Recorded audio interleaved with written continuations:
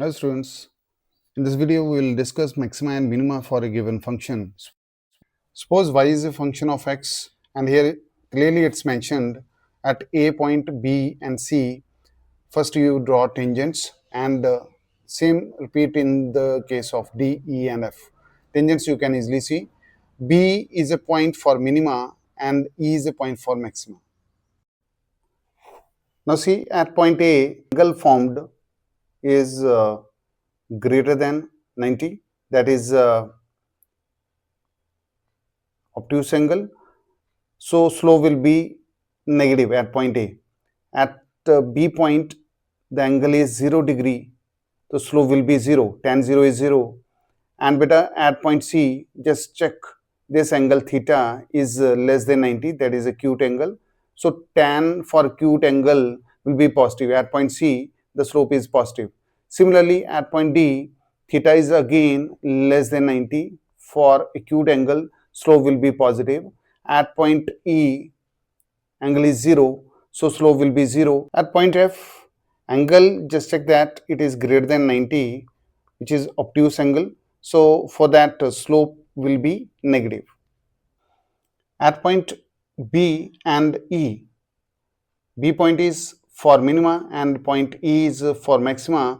बेटा यहाँ पे हमने स्लोप अभी ऑब्जर्व करा कि स्लोप जो है हमारी जीरो आ रही थी बिकॉज एंगल जो है जीरो फॉर्म हो रहा था. सो tan 0 is 0. It means slope means first derivative of the function that is 0. And mathematically हम लिख सकते हैं इसको dy by dx that is equal to 0. बेटा फर्स्ट हम डिस्कस करेंगे मिनिमा को. At point A the slope A is negative and slope B is 0 and slope C is positive. बेटा क्या शो कर रही है, नेगेटिव से जीरो जा रहे हैं एंड देन जीरो से पॉजिटिव जा रहे हैं. तो this shows the increment. Okay, slope हमारी A to B, B to C increment कर रही है, right.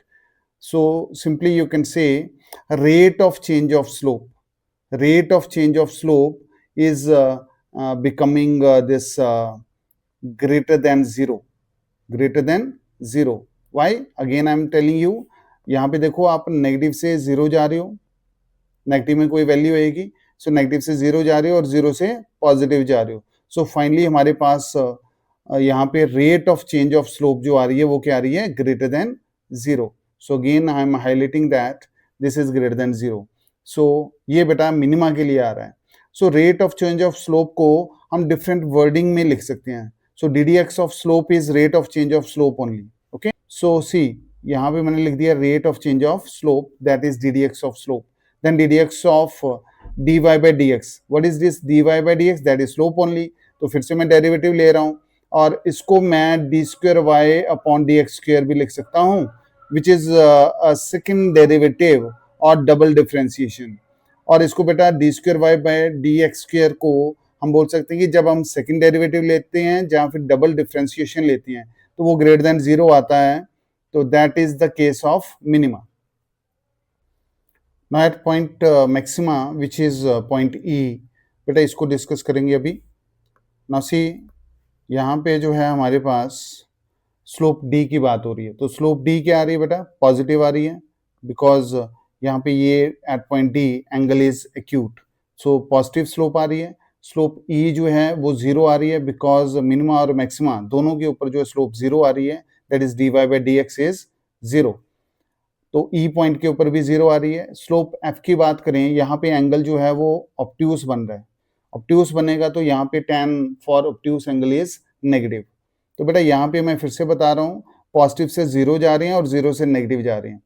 It means rate of change of slope जो है ना, जिसको हम लिख सकते हैं double derivative, means second derivative और डबल डिफ्रेंसिएशन एक ही बात है. D square y upon D x square, वो बेटा यहाँ पे क्या आएगा, less than 0.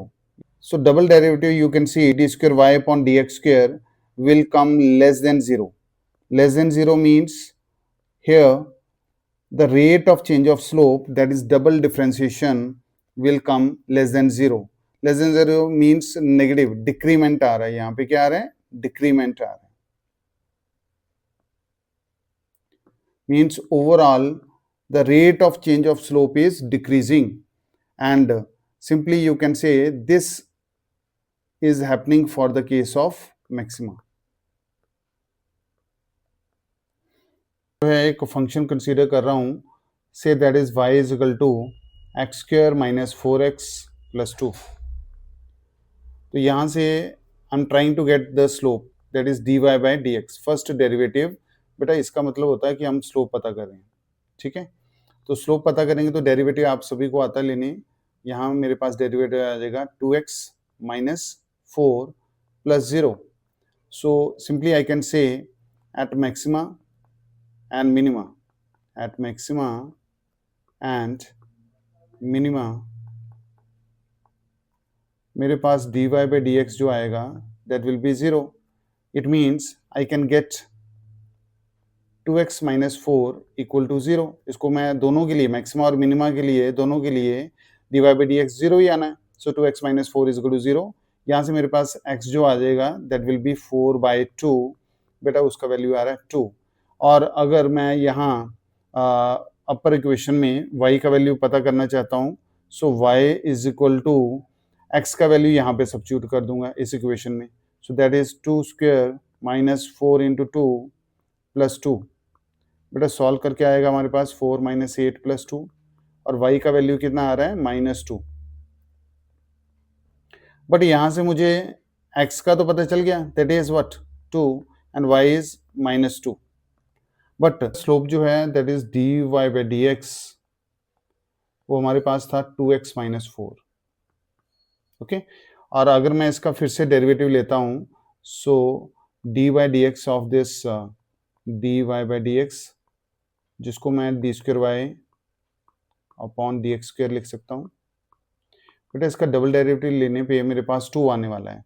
And this you know very well, ये जो 2 है दैट इज ग्रेटर देन 0.